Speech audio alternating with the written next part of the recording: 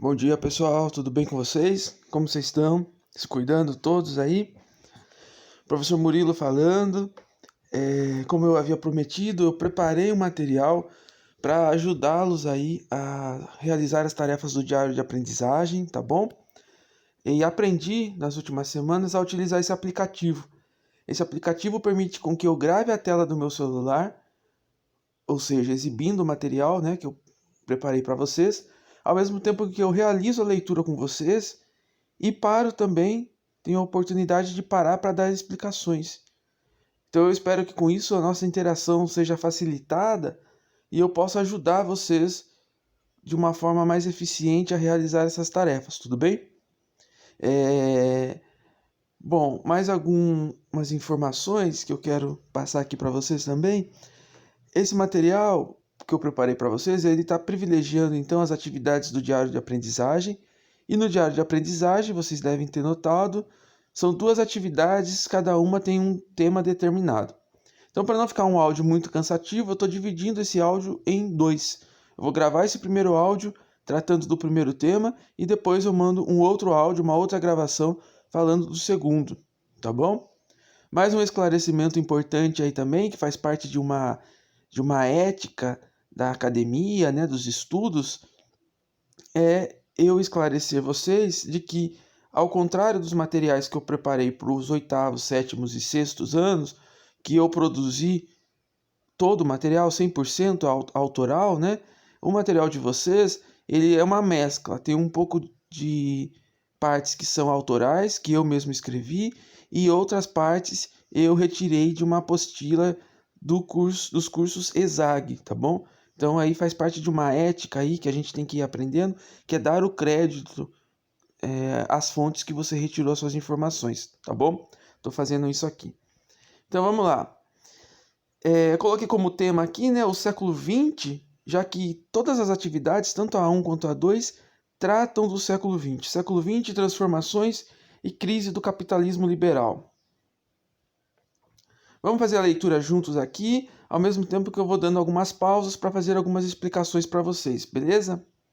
Então vamos lá. Nas atividades enviadas pela Secretaria da Educação através do Diário de Aprendizagem, entre as páginas 31 e 34, houve um errinho aí, podemos observar atividades das chamadas ciências humanas. Ciências humanas é uma grande área de conhecimentos que abriga dentro dela disciplinas como história, geografia, sociologia, filosofia, antropologia, etc. Por isso, para ajudá-los na realização dessas atividades, preparei este material de apoio. Para começar, vamos recuperar um pouco da noção geral da história do Brasil para que tenhamos uma visão ampliada, panorâmica da nossa história, para, na sequência, focalizarmos processos históricos mais específicos. Então aqui, pessoal, coloquei uma linha do tempo da história do Brasil para vocês, tá? Depois vocês analisam essa linha com mais calma. Ela tem aí primeiro 3 grandes subdivisões, né? Período colonial, período imperial e a República. E dentro desses períodos aí alguns marcos que são importantes que vocês observem.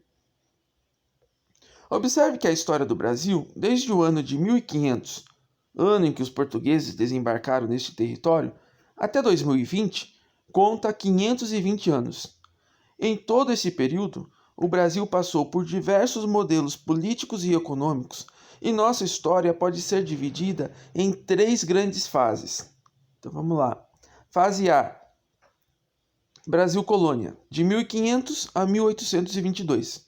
Durante esses séculos, o Brasil ainda não existia propriamente por si mesmo, pois ele era uma propriedade de Portugal, que a partir da chegada dos portugueses, em 1500, se apossou deste território e o colonizou. Ou seja, utilizou este território para produzir mercadorias que eram enviadas a Portugal e revendidas aos países europeus, enriquecendo Portugal, a metrópole. Fase B. O Brasil Império, de 1822 a 1889. É em 1822, com a independência do Brasil, é que este território em que vivemos passa a ser um país propriamente, independente de Portugal. A independência do país se dá sob a forma monárquica de governo, isto é, o país é governado por um imperador. Dom Pedro I e, posteriormente, Dom Pedro II governaram o país durante esse período. E a fase C, Brasil República, de 1889 até hoje. Em 1889, ocorre a Proclamação da República. Com este evento, nosso país deixa de ser uma monarquia e passa a ser uma república. Com isto, não é mais um imperador que governa o país, mas um presidente da república, eleito pelos cidadãos. Então, pessoal, a atividade do diário de aprendizagem, ela vai tratar um pouco de como o nosso país, o Brasil, se reorganizou depois da proclamação da República. Tá? Então, a atividade do diário de aprendizagem trata especificamente da terceira fase aqui, da fase C, do Brasil republicano. Aqui, né? Que começa aqui de 1889 com a proclamação da República e se estende até os dias de hoje. Tá? Vocês veem aí que a própria República tem uma subdivisão dentro dela. É isso que eu vou abordar um pouquinho com vocês também nesse vídeo. Vamos lá. Vamos entender então, para a gente entender o Brasil República, vamos entender primeiro o que é República, o conceito de República.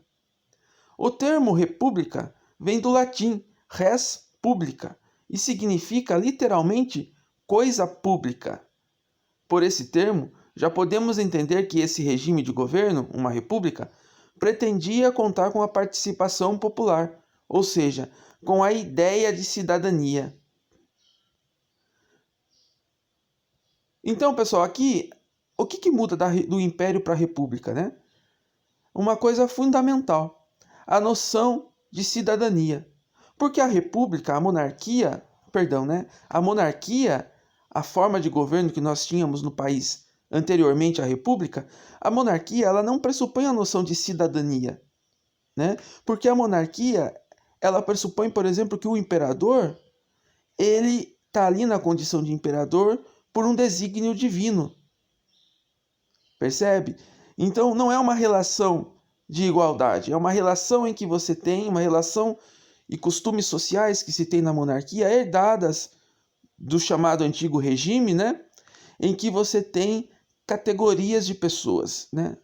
E essas categorias, as pessoas são divididas em categorias e isso é considerado algo natural. Então, por exemplo, as pessoas acharem que o imperador, a pessoa que governa o país, é uma pessoa melhor, superior às demais, porque ele é um enviado de Deus. Então, quer dizer, esse imperador ele vai poder fazer aquilo que lhe der na telha, porque se ele é um enviado de Deus, né, e tudo que ele faz está correto. Não é à toa que quando acaba a escravidão, em 1888, no ano seguinte acaba a república, a monarquia, perdão, né? Porque essa ideia da naturalização da inferioridade de algumas pessoas é muito compatível com esse regime de governo, de monarquia. E a república, ao contrário, a república traz a noção de cidadania. O que é cidadania? É ter cidadãos. O país tem cidadãos, né? E um cidadão, mas o que é um cidadão? O cidadão é uma pessoa que é um sujeito de direitos, ou seja, são pessoas que têm direitos assegurados. Direitos políticos, direitos sociais, direitos econômicos, direitos civis. Aquela velha ideia de que todos são iguais perante a lei. Essa é a grande novidade do regime republicano, em tese, né? No entanto, voltando aqui à leitura, não foi bem isso o que se viu após a instauração do regime republicano no Brasil. Mesmo a proclamação da República, ocorrida em 15 de novembro de 1889, liderada pelo Marechal Deodoro da Fonseca, ocorreu sem a participação popular. Aristides Lobo, um contemporâneo e republicano histórico, advertira o pecado original do novo regime, ao apontar a contradição do novo regime que, pela própria definição de república, exigiria a participação popular, fato que não ocorreu no nosso caso.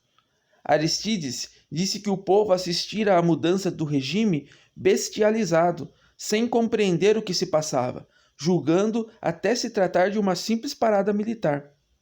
Então, pessoal, se a República é um governo, né, que privilegia a coisa pública, que traz essa noção da cidadania, da participação popular, se fazem a República no Brasil, mas fazem ela já de um modo completamente estranho e contraditório, né? Então aqui, como eu contei para vocês, o Aristides Lobo, que era um republicano, um militante da causa republicana, quando ele vê a mudança do regime no Brasil, da monarquia para a república, ele já percebe logo as nossas contradições, né? Então ele fala, olha, mas como que você tem uma república sem participação popular?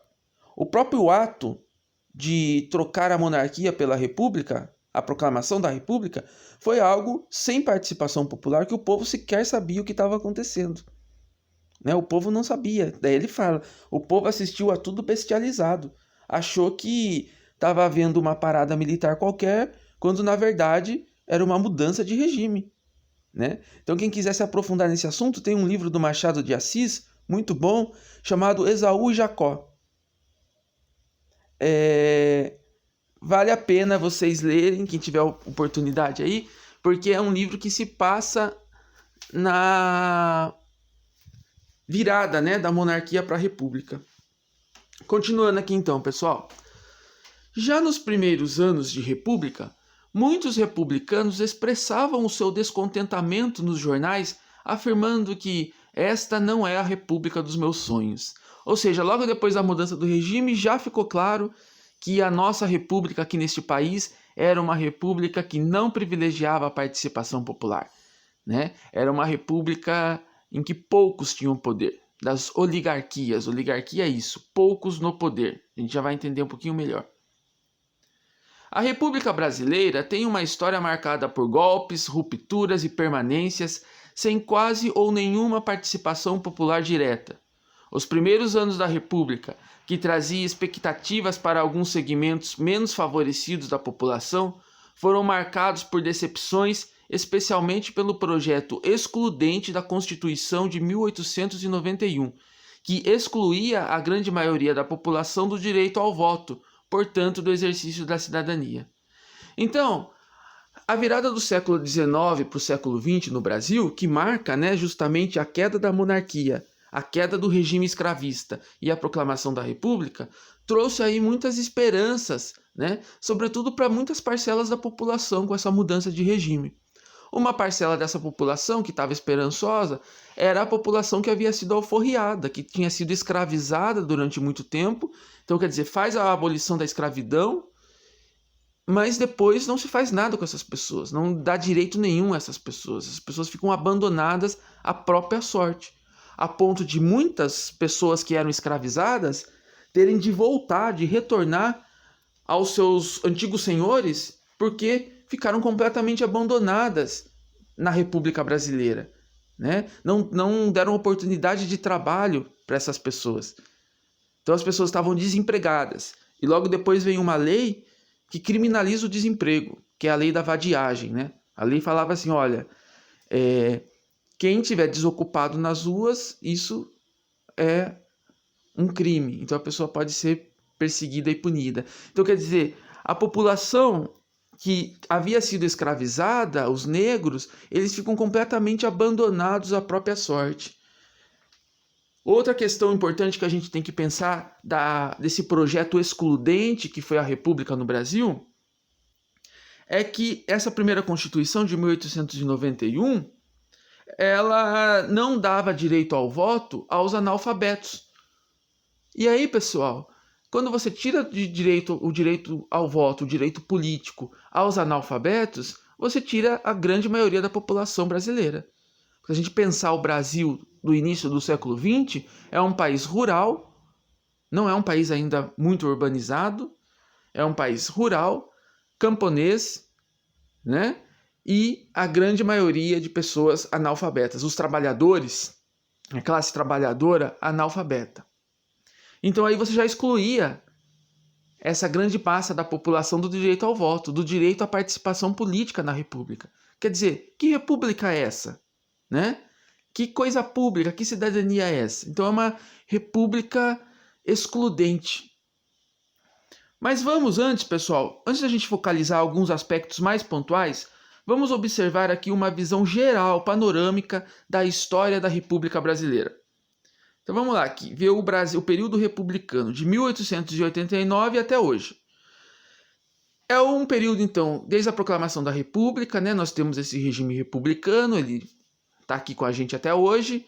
Então aí você tem pouco mais de um século, uns 130 anos por aí, de república no Brasil. E esse período ele também pode ser subdividido para a gente poder compreendê-lo melhor. Então, pessoal, vamos lá. De 1889, da proclamação da República, até 1930, é um período chamado de Primeira República, porque foi a primeira experiência republicana, ou alguns vão chamar também de República Velha, tá? Aí com um caráter mais fazendo um juízo de valor. Em 1930 nós temos a Revolução de 1930, né, chamada Revolução de 30, que é quando Getúlio Vargas, através de um golpe de Estado, né, ele chega ao poder. E a chegada do Getúlio Vargas na presidência da República em 1930, ela promove uma série de mudanças estruturais na República Brasileira, né? O início de um processo de industrialização, de urbanização muito forte, tá? Que vai durar até 45. Ou seja, são 15 anos de Vargas no poder. Vamos entender que desses 15 anos que Getúlio Vargas ficou no poder, 7 deles, de 1937 até 45, na verdade 8, né? De 1937 até 45, Vargas implantou uma ditadura, nossa primeira ditadura, chamada de Estado Novo. Então, quer dizer, esse processo de modernização que o Vargas empreendeu quando esteve no poder no Brasil, ele foi feito através de uma ditadura, tá? Então é o que a gente chama de modernização conservadora, né?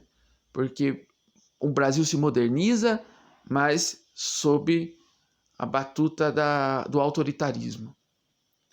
Em 1945, então, acaba a ditadura de Vargas, porque acaba a Segunda Guerra Mundial também, né, grande parte por isso, e se inicia, então, a redemocratização do país, chamada redemocratização, ou seja, o país volta a ser uma democracia, porque ditadura não é democracia, né?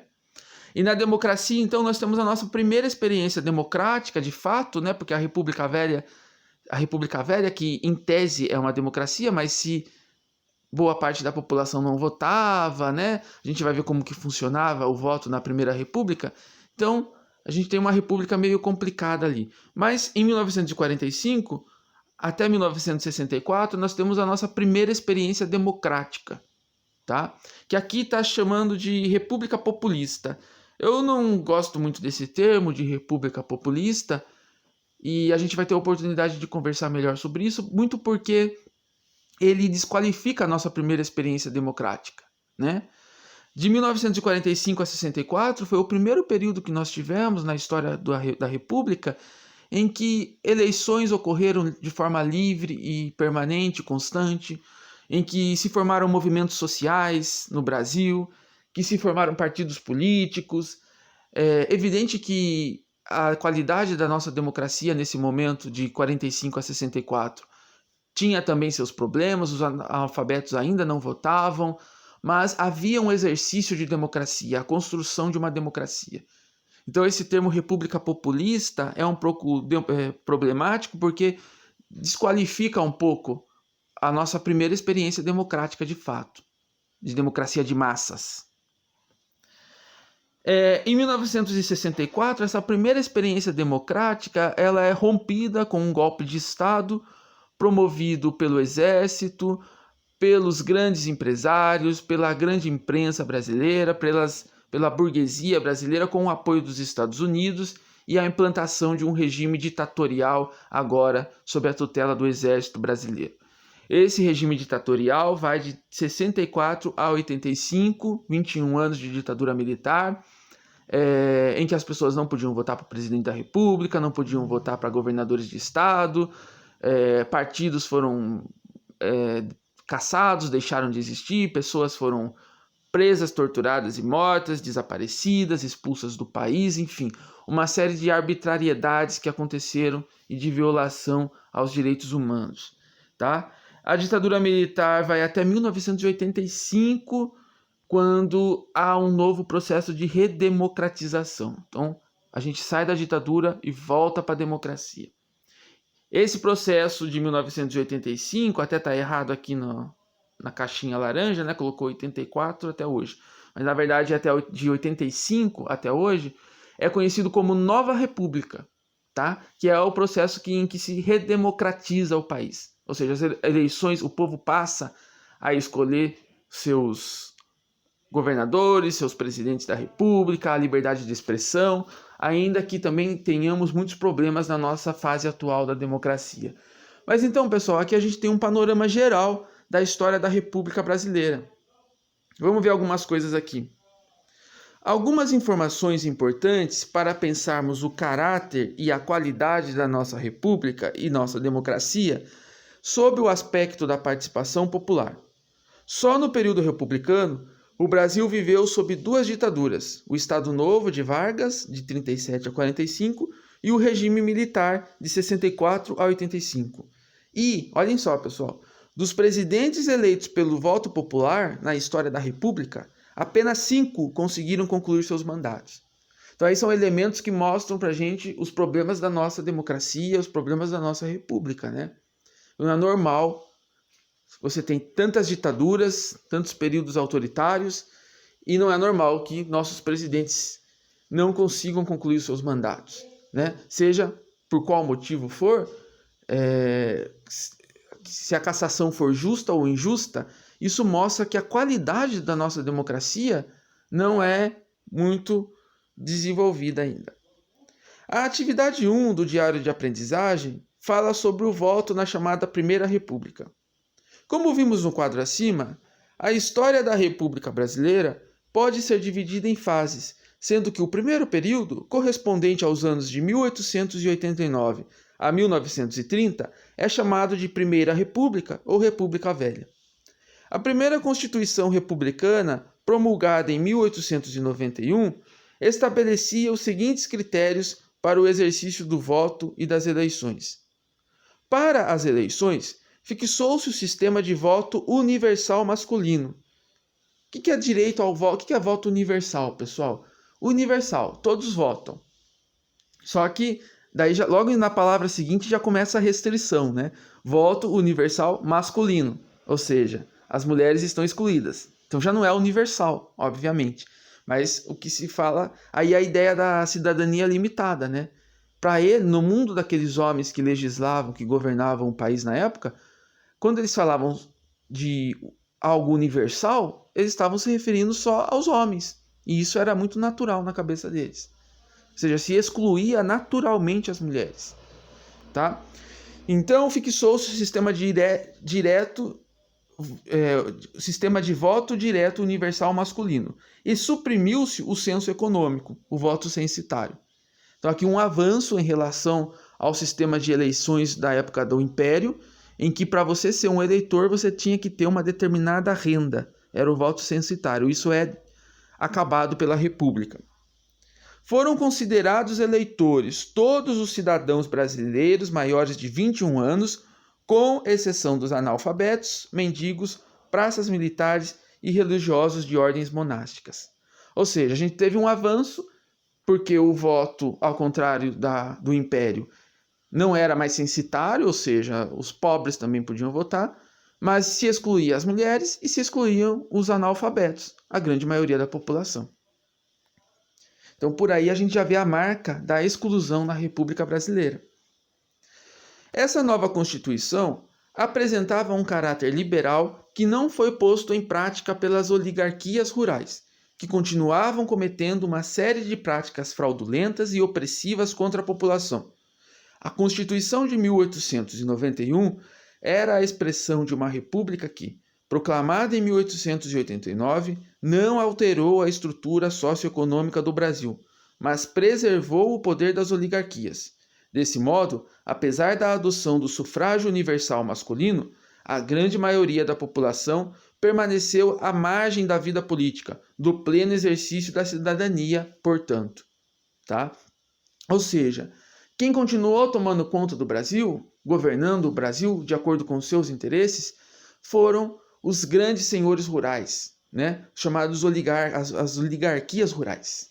A oligarquia, galera, então é essa palavrinha que quer dizer poucos no poder, tá? E que eram os senhores de café, né? Os grandes coronéis que exportavam café, que era o principal produto econômico de exportação no Brasil. Então foi para atender a esse grupo que essa república foi implantada. Organização política da República Velha. A retomada do poder pelas oligarquias rurais, iniciada no governo de Prudente de Moraes, que foi o primeiro presidente civil eleito diretamente, consolidou-se no governo Campos Salles, quando se estruturou um vigoroso sistema político de colaboração em instâncias municipais, estaduais e federal, com a finalidade de garantir o predomínio do grupo hegemônico no poder. Houve franco favorecimento aos grupos oligárquicos, notadamente aos cafeicultores, com inúmeros problemas sociais e econômicos marcantes naquela fase da República. A política econômica promovia a defesa do setor agroexportador, especialmente com a valorização artificial do café, prática constante naquele período. Desencorajava investimentos em outras áreas e contribuía para o agravamento de problemas econômicos, como a recessão, a inflação e o crescimento da dívida externa. Então, pessoal, como eu comentei, né, são essas oligarquias rurais, sobretudo os grandes coronéis cafeicultores, né, que produziam café para exportar para o mundo inteiro, que sustentavam essa república. Na verdade, essa república ela é proclamada para atender aos interesses dessa categoria, né, e deixando de lado outros setores de desenvolvimento nacional, como, por exemplo, a industrialização. Então, a política ela estava servindo aos interesses desse grupo econômico, dos cafeicultores. Eram esses caras que eram eleitos presidente da República. Após a consolidação do regime republicano, no governo de Floriano Peixoto, os republicanos históricos representantes dos cafeicultores paulistas ascenderam ao poder a partir do governo de Campos Salles, 1898 a 1902, que passou a ser exercido em prol dos interesses das oligarquias agrárias paulista e mineira. Na Primeira República, a estrutura de poder incluía com relativa consonância coronéis, latifundiários regionais influentes e poderosos, né? Oligarquias estaduais e governo federal. Os cafeicultores de São Paulo e Minas Gerais alternavam-se na presidência da República, fase política chamada de café com leite. Mais ricos e maiores produtores e exportadores de café, os dois estados reuniam mais de 1/3 da população brasileira e o maior colégio eleitoral do país. Sempre atraíam um estado médio para entregar a vice-presidência e manter o seu domínio no plano federal. O domínio das oligarquias paulista e mineira em âmbito federal foi apoiado pelas oligarquias dos demais estados graças ao fisiologismo na política dos governadores. Então, pessoal, se a República Brasileira atendia aos interesses desses cafeicultores, nós temos que pensar que o Brasil, que é um país tão grande, ele tinha duas regiões que tinham o poder político e o poder econômico, né, em maior escala em relação aos demais estados, né, e tinham também o maior colégio eleitoral, Minas e São Paulo, tá? São Paulo, grande produtor de café, Minas produzia leite, né, e café também. Então, por isso que é chamada a política do café com leite, porque eles se alternavam, né, as oligarquias de São Paulo e as oligarquias de Minas se alternavam na presidência da República. Um mandato era um, o outro mandato era o outro. Era como se fosse um acordo, né?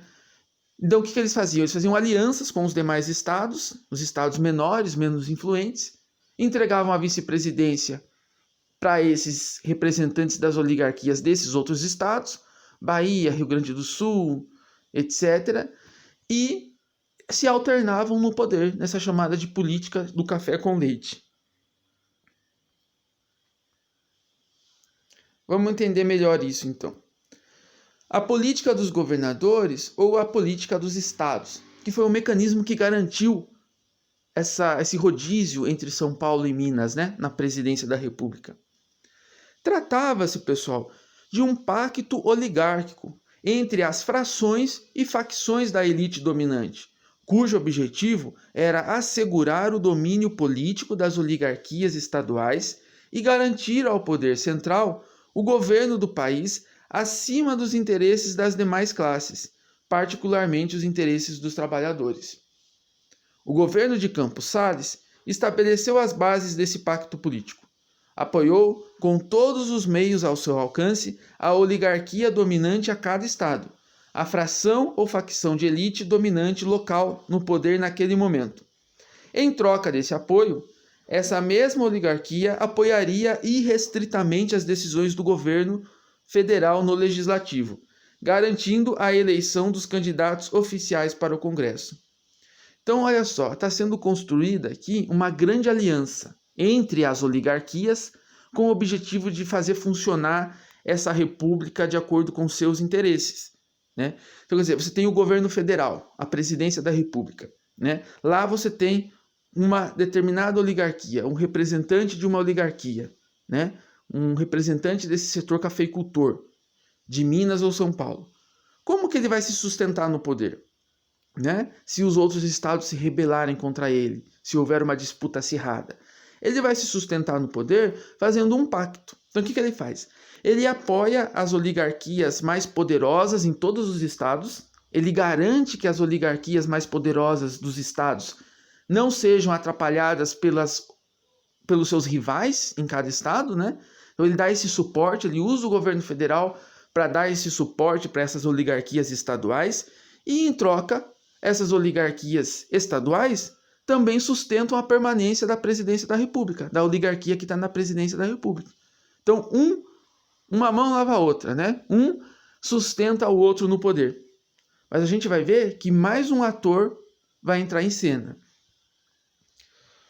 O instrumento legal usado por Campos Sales e seus sucessores para executar essa estratégia política foi o controle severo da Comissão Verificadora de Poderes, órgão do Poder Legislativo, ou seja, da Câmara de Deputados, né, encarregado de verificar o resultado das eleições contidas nos livros de registro dos votos e legitimar a posse dos eleitos. Olha aí, pessoal, não tinha justiça eleitoral.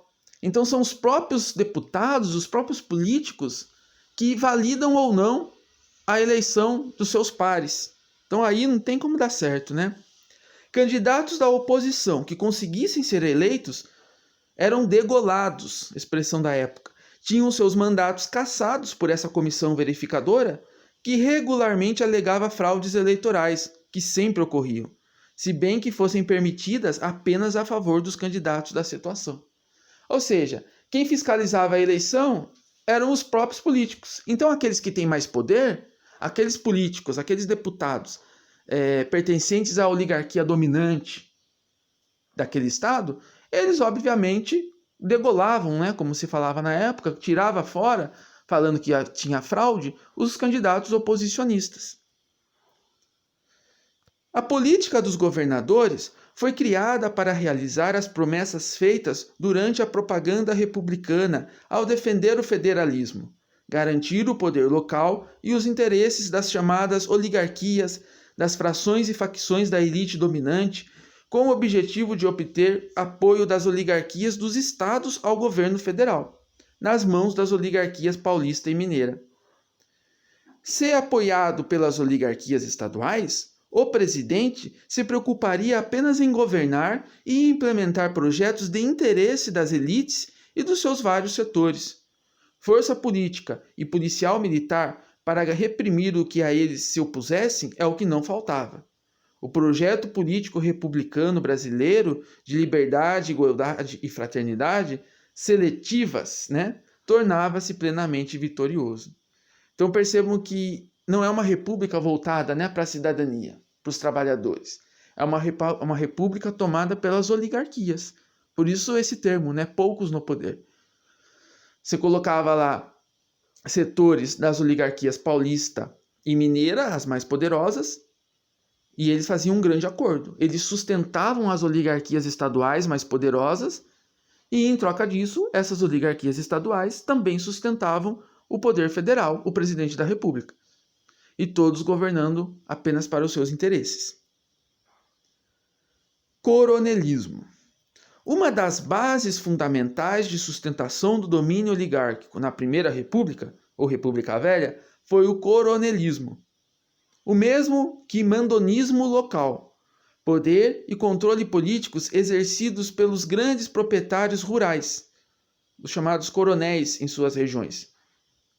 Corresponde ainda ao papel exercido pelos grandes proprietários rurais, políticos influentes, patrões, padrinhos de casamento ou batismo, a quem todos deviam favores e obediência, que não hesitavam em usar a força para conseguir seus objetivos. Então, pessoal, para a gente compreender a política na Primeira República, ou na República Velha, né, a gente viu até agora o quê? Que, para sustentar o presidente da República, havia um acordo, né, entre o presidente, entre o plano federal e os planos estaduais, né? As oligarquias estaduais. Então, as oligarquias estaduais mais poderosas, elas sustentavam o poder do presidente da República e o presidente da República sustentava o poder das oligarquias estaduais. Mas falta uma peça nessa engrenagem. Que peça é essa? É o chão aqui, onde acontece a vida mesmo, né? Porque se a gente pensar, o que é o Estado? O Estado é uma abstração, né? O plano federal, o Brasil também é uma espécie de abstração, no sentido do poder. Mas a política acontece no chão, no município, né? Os municípios aí entrando. Então faltava essa engrenagem para esse sistema funcionar, né? Então a gente tem uma engrenagem que é do plano federal, plano estadual, um ajudando o outro, mas essa engrenagem só vai funcionar se ela tiver uma base lá no chão. E essa base acontece lá no município. É o cara que vai votar, né? E então, quer dizer, esse acordo entre estados e presidência da República, ele também é costurado no plano municipal. Ele sai daqui do chão, né? E no chão você tem os coronéis, os grandes fazendeiros, os grandes proprietários rurais que plantam café também, que apoiam, têm os seus candidatos no plano estadual. Então esses coronéis, que é aquele cara que é muito poderoso, que apesar de não ter mais escravidão, mas ele paga um salário muito baixo, insuficiente para os seus trabalhadores, né? Obriga os seus trabalhadores a comprar na sua vendinha para se endividar, mas ao mesmo tempo faz uma função de uma espécie de pai, né? Aquele cara que batiza o filho do trabalhador, é aquele cara que é o patrão. Ele te oprime, mas ao mesmo tempo ele quer ser simpático, né? Ele quer te conquistar pela simpatia. Então, olha, ainda bem que você tem eu aqui para te ajudar, entendeu? Porque senão você estaria na miséria. Mas quem coloca esse trabalhador na miséria é ele mesmo. Então é o coronel, a figura do coronel, que é o grande poder político dos municípios. É o grande poder político local. Esse coronel vai influenciar o voto dos seus trabalhadores para que os seus trabalhadores votem nos seus aliados lá no Estado.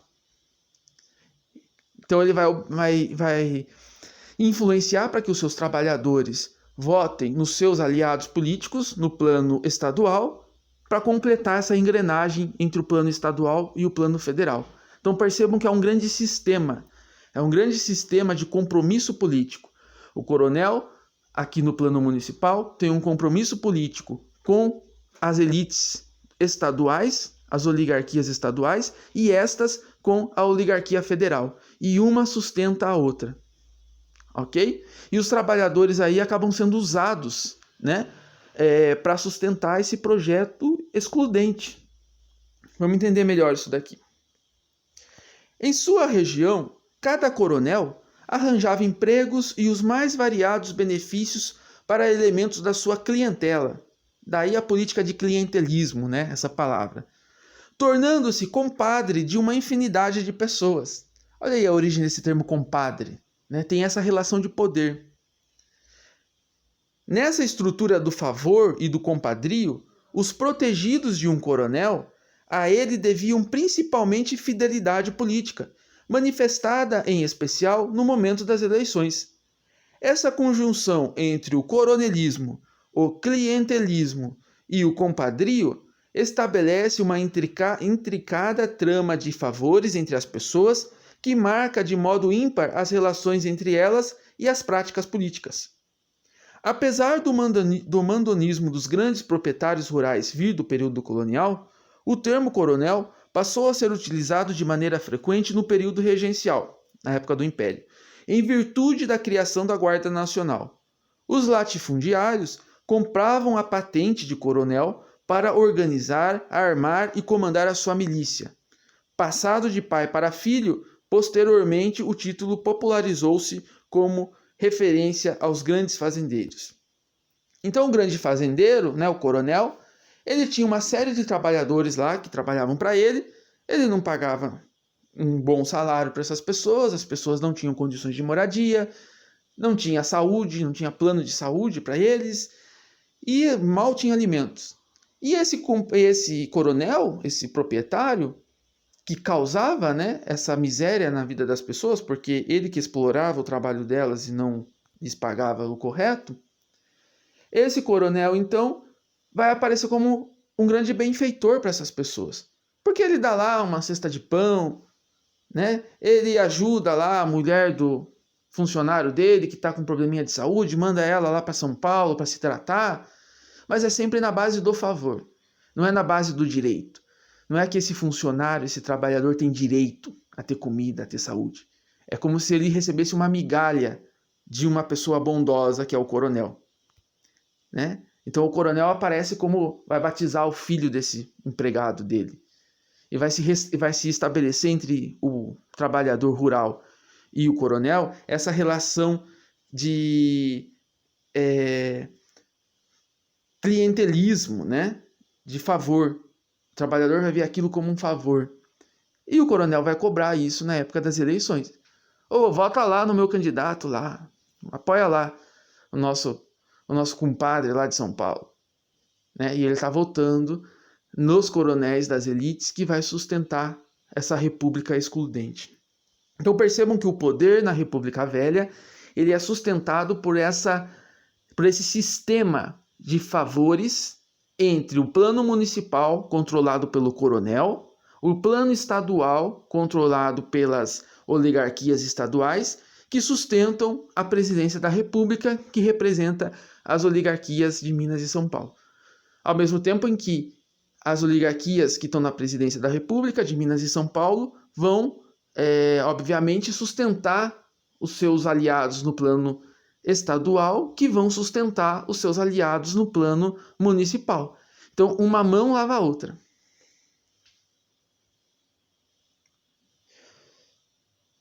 Voto de cabresto, então. A área de influência e controle político dos coronéis era chamada de curral eleitoral. Nele, todos acompanhavam as determinações políticas do coronel e eram obrigados a votar nele ou no seu candidato. Era o chamado voto de cabresto, favorecido pela Constituição de 1891, que estabelecera o voto aberto. O eleitor manifestava publicamente o seu voto. Não era possível nem permitido contrariar a vontade do coronel, principalmente em seus domínios. A força dos coronéis foi fundamental para explicar as fraudes no processo eleitoral da República Velha. Então, pessoal, esse voto, esse favor, que o coronel ia cobrar do seu trabalhador, vai lá, vota lá no nosso aliado lá, compadre. Ele coagia o trabalhador a votar nos seus aliados.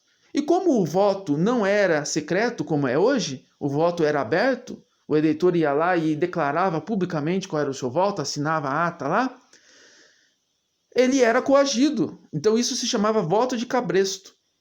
E a região ali do coronel, que o coronel comandava, era conhecida como curral eleitoral. Olhem só como acontecia. Eleições a bico de pena. Nesse paraíso das oligarquias, predominavam as práticas eleitorais fraudulentas. Nenhum coronel aceitava perder uma eleição. Os eleitores eram coagidos, comprados, aliciados ou excluídos. Não havia eleição limpa. O voto podia ser fraudado antes da eleição, na hora da votação ou no momento da apuração. Então, pessoal, ganhava quem roubava mais, né? Não havia uma limpeza, uma prática saudável de eleição.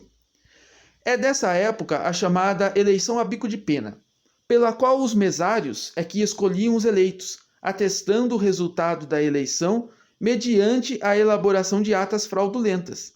Era comum o voto de pessoas mortas e de eleitores fictícios. Ah, não ganhou determinado candidato que a gente quer? Frauda aí na ata, põe um nome, inventa o nome de eleitores votando no nosso candidato. Ou seja, ganhava quem roubava mais. Nessa época, o coronel retinha os títulos eleitorais e o eleitor não sabia em quem votava. Se alguém se atrevesse a perguntar ao coronel em quem tinha votado, o coronel respondia que não podia revelar porque o voto era secreto. Quer dizer, ele toma o seu voto e não te conta ainda em quem ele votou por você. Todas essas características do sistema eleitoral desse período tornam evidente o estrito controle político do Estado brasileiro em todas as suas instâncias pelos grandes proprietários rurais. É isso que eu falei para vocês, quer dizer, toda a política da Primeira República está tomada, organizada e a serviço dos interesses dos grandes proprietários rurais. Olha aqui, ó. Política do café com leite no plano federal, a alternância, né, na presidência da República de Minas e São Paulo, as oligarquias. Elas, olha a setinha aqui no canto, o que elas oferecem para as oligarquias estaduais? Verbas, grana e autonomia. É o pacto da política dos governadores. Né? Os governadores, as oligarquias estaduais, em troca disso, olha a setinha lá voltando para a política do café com leite. As oligarquias estaduais, em troca das verbas e autonomia, ela devolve para o plano federal votos e apoio político. Ela sustenta as oligarquias da presidência da República. Ao mesmo tempo, no plano da política dos governadores, no plano dos estados, eles oferecem o quê para o poder local municipal, o coronelismo? Eles oferecem verbas e poder. E em troca, o poder local municipal devolve o quê aos governadores, ao Estado? Votos, sustentando também as oligarquias no plano estadual. Então percebemos que é uma engrenagem que sai aqui do chão do município, né, onde a vida acontece de fato, e sustenta o poder lá na presidência da República. Ao mesmo tempo em que a presidência da República sustenta os estados e os municípios. Documentos históricos da época, pessoal, como jornais e revistas, nos ajudam, eu errei aqui na conjugação do verbo, nos ajudam a perceber o clima político, econômico e social vigorante durante a Primeira República. Então eu coloquei aqui para vocês, olha só, a capa de uma revista chamada Rolha. Olha que interessante, o pleito de 1º de junho. Pleito é uma eleição. Olha aqui, ó, São Paulo, 4 de junho de 1918. Aqui a capa dessa revista tem uma figura, uma charge, né, que está criticando as eleições, o voto na Primeira República. Então, olha só, aparece aqui no primeiro plano um eleitor depositando o seu voto, mas ele aparece ali como um animal, como um burro, né? Atrás dele você tem quem? Uma pessoa que está vigiando ele ali, né?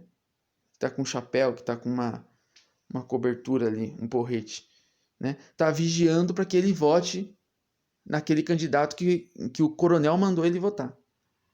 E mais interessante ainda é que atrás dessa pessoa que está vigiando o outro, você tem ali a representação da República. A República Brasileira está chorando. Por isso que é uma crítica, né?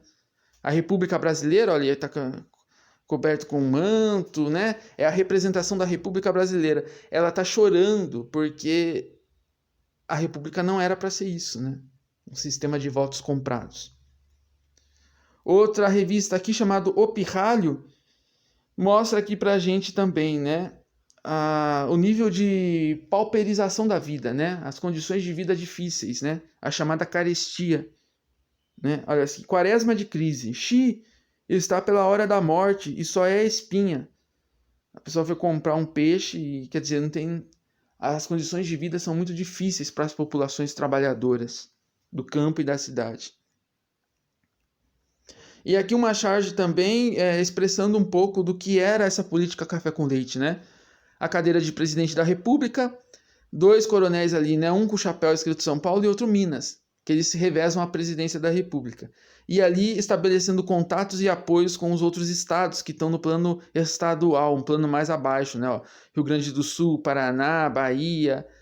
Ou seja, isso são tudo documentos da época porque ajudam a gente a entender de fato esse clima, né, que havia ali. Pessoal, então essa primeira parte é isso, tá? Eu estou disponível aí para conversar com vocês na realização das atividades e se cuidem aí em relação à epidemia, né? Não sair com máscara se necessário, lavar as mãos sempre, toda hora, nunca levar a mão ao rosto sem antes lavá-las, tá bom? A gente vai se falando. Abraço.